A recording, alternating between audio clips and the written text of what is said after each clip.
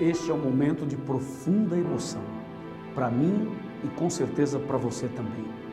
A palavra de Deus diz em Apocalipse capítulo 2, verso 8, assim: ao anjo da igreja em Esmirna escreve: estas coisas diz o primeiro e o último, que esteve morto e tornou a viver.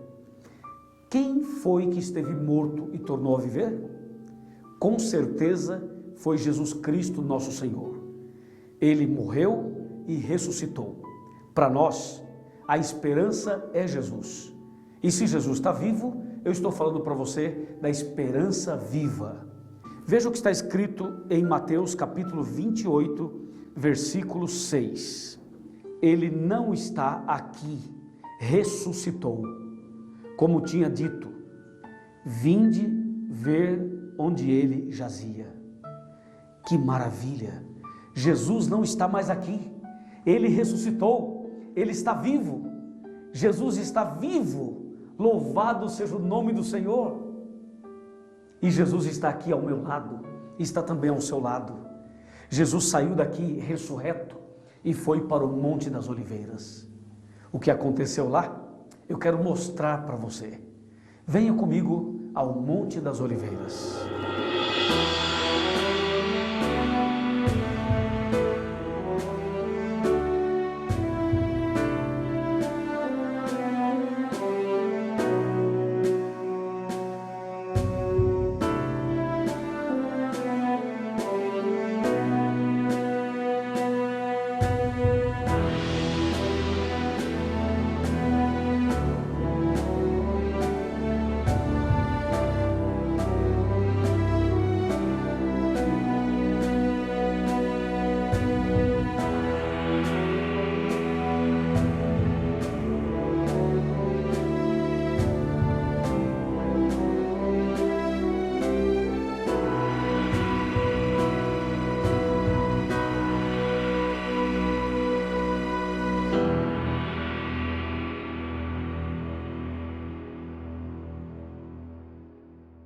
Já estou aqui no Monte das Oliveiras, esse lugar extremamente significativo para a história do cristão, para a história da humanidade.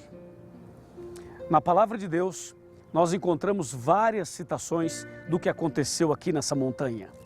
E como nós estamos falando de esperança viva, estamos falando de Esmirna, estamos falando da igreja antes e depois da cruz, eu chamo a sua atenção para uma das profecias que Jesus fez aqui nessa montanha. Lembrando que foi exatamente daqui que Jesus ascendeu aos céus, que Jesus, depois de ressuscitado, voltou para os céus, prometendo voltar. E é justamente aqui nessa região do Monte das Oliveiras que depois do milênio vai descer a cidade santa e, como diz Zacarias 14, verso 4, ela será estabelecida aqui e esse monte vai virar uma planície. Mas de acordo com Mateus capítulo 24, versículo 3, a primeira parte diz assim: no Monte das Oliveiras achava-se Jesus assentado, quando se aproximaram dele os discípulos, em particular, e lhe pediram: dize-nos quando sucederão essas coisas, e que sinal haverá da tua vinda e da consumação do século. Aí no verso 9 está escrito: e sereis atribulados e vos matarão, e sereis odiados de todas as nações por causa do meu nome. Verso 21 diz assim: porque nesse tempo haverá grande tribulação, como desde o princípio do mundo até agora não tem havido, e nem haverá jamais. Verso 22, não tivessem aqueles dias sido abreviados, ninguém seria salvo, mas por causa dos escolhidos, tais dias serão abreviados. O que Jesus profetizou aqui em Mateus 24, no Monte das Oliveiras, tem se cumprido ao longo dos tempos. E um dos momentos em que essa profecia tem também o seu cumprimento é justamente na segunda fase da igreja cristã, conhecida como Esmirna, quando em Apocalipse capítulo 2 fala que a igreja teria uma tribulação de 10 dias e diz: seja fiel até a morte e dar-te-ei a coroa da vida. Ou seja, a profecia de Mateus 24 está ligada com Apocalipse capítulo 2.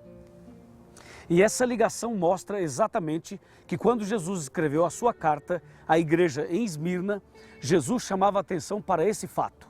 Jesus está chamando a atenção para o momento em que a igreja passaria por uma forte e terrível tribulação. Mas Jesus também diz que assim como ele morreu e ressuscitou, assim a igreja que seria perseguida, ela também seria triunfante, ela venceria, ela também teria o seu renascimento, ou seja, ela seria fortalecida pela graça de Deus e ela seria finalmente vitoriosa. E essa mensagem é uma mensagem também para a sua vida, para o seu coração. Ou seja, você também pode passar por tribulações, por lutas, por dificuldades e até por perseguições. Mas Jesus disse, seja fiel até a morte e te darei a coroa da vida. Talvez você esteja passando por tribulações, por lutas, por dificuldades. Talvez você esteja passando até por perseguições. Mas não desanime, não se entregue, não desista. Porque assim como Jesus morreu e ressuscitou, há poder no nome dele para ressuscitar você, para transformar você. Você pode recomeçar, você pode iniciar tudo de novo. Você pode renascer em Cristo Jesus. O mesmo Jesus que dessa montanha ascendeu aos céus, dessa mesma montanha, ele ressuscitado voltou para o Pai, ele prometeu voltar e em breve ele voltará. E por isso há poder no nome de Jesus, há poder nas suas palavras, há poder nas suas promessas. E eu tenho certeza absoluta que em Cristo você será mais que vencedor. E para saber um pouco mais sobre esse assunto, a parte um pouco mais histórica da carta de Jesus a Esmirna, para você saber mais sobre a esperança viva, eu te convido a ir comigo à cidade de Esmirna.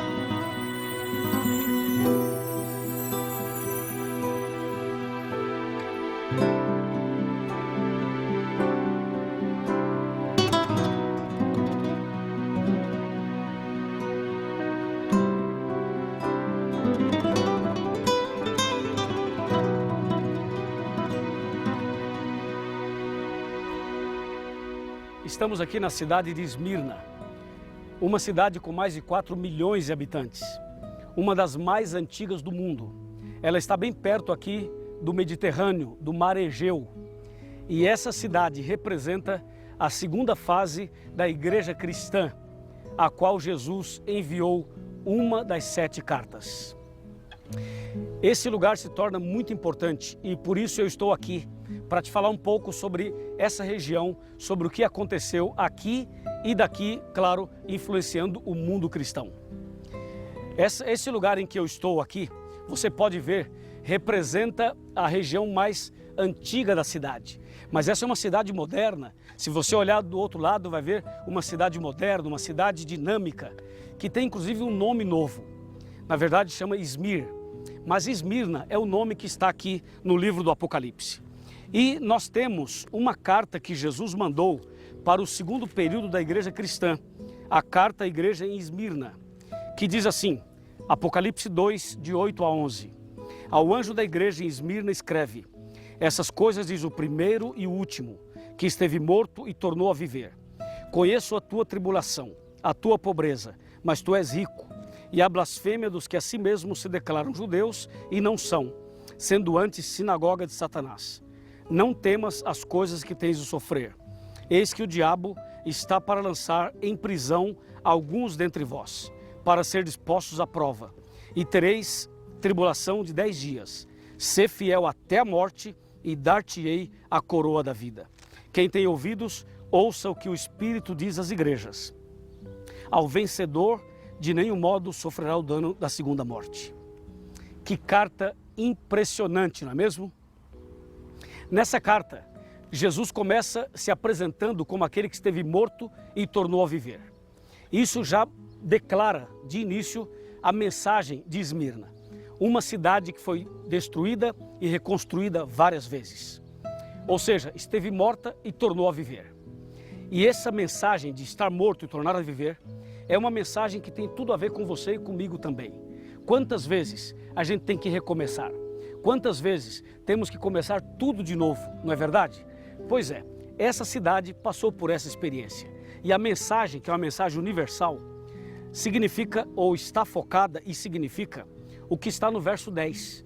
Um período da igreja cristã em que a verdade foi perseguida, em que a igreja foi perseguida, em que os cristãos sofreram uma terrível tribulação. E essa tribulação, essa perseguição foi dirigida por Diocleciano, um dos líderes de Roma, do Império Romano.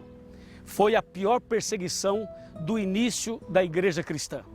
Ou seja, eles colocaram realmente toda a pressão em cima dos cristãos para que estes abandonassem os princípios da Bíblia, para que os cristãos deixassem os princípios doutrinários verdadeiros. Lembre-se que no período de Éfeso, a igreja manteve a fidelidade. No período de Esmirna, do ano 100 ao ano 323, a igreja continuou mantendo os princípios, mas ser fiel custou caro. E ser fiel até hoje, com certeza, tem que pagar um alto preço. E a igreja, por ser fiel a Deus, ela foi perseguida realmente. Inclusive, uma das pessoas que morreu aqui como mártir foi Policarpo. Policarpo era um dos líderes da igreja cristã nesse lugar. E ele morreu, foi exposto em público, justamente por ser fiel até a morte aos princípios da palavra de Deus. Esses 10 dias que menciona aqui de perseguição representam 10 anos literais, porque um dia profético equivale a um ano. Essa perseguição terminou no ano 313. E quando terminou no ano 313, ficou muito claro de que vale a pena ser fiel. Por isso a palavra de Deus diz: ser fiel até a morte e dar-te-ei a coroa da vida.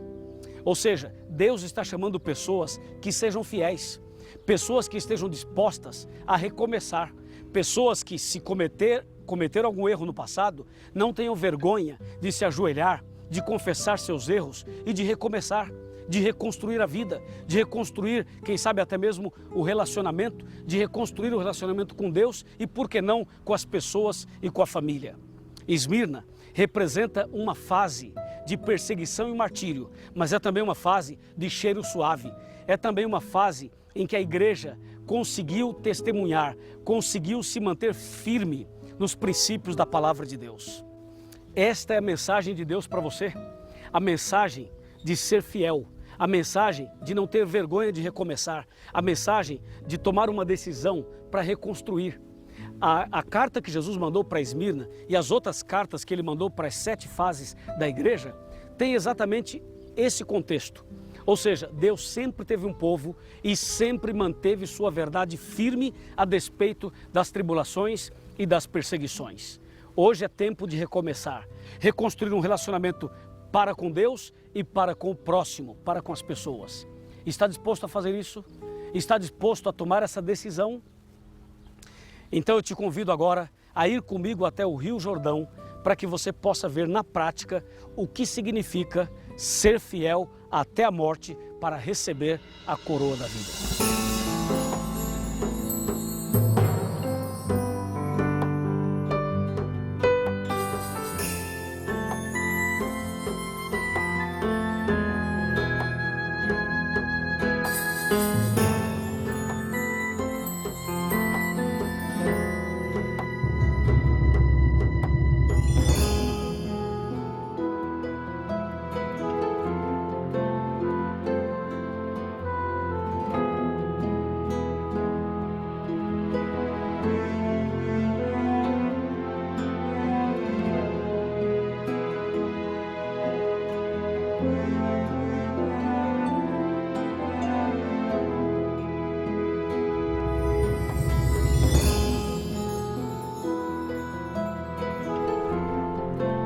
Como você pode perceber, eu estou aqui no Rio Jordão e vim aqui justamente para falar para você da importância de recomeçar. A cidade de Esmirna foi destruída e foi reconstruída várias vezes. Jesus morreu e ressuscitou e tornou a viver. Chegou a hora de você tomar essa mesma decisão. Morrer para o pecado, sepultar sua velha vida de pecados nas águas e começar uma vida nova. Esse é o momento de confirmar essa posição, essa postura, essa atitude de fé. E assim, você pode também, assim como Jesus, você pode sepultar sua velha vida e começar uma nova vida. Porque na verdade Jesus morreu, foi sepultado e ressuscitou. E é justamente esse o significado do batismo.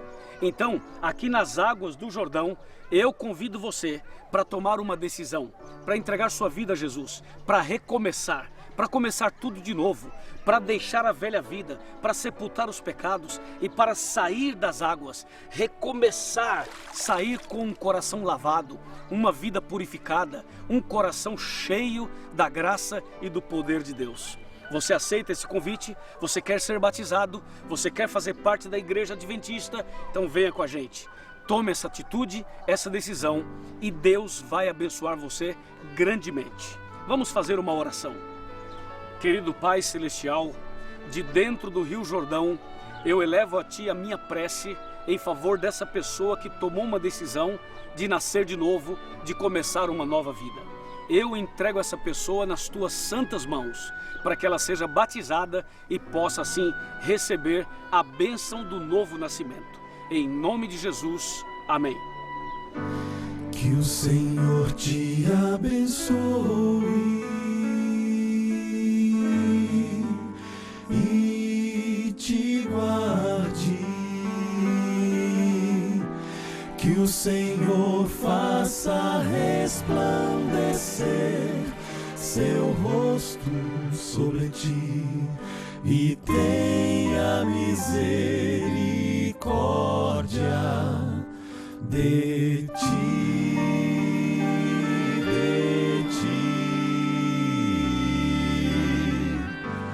Que o Senhor sobre ti levante o seu rosto e te dê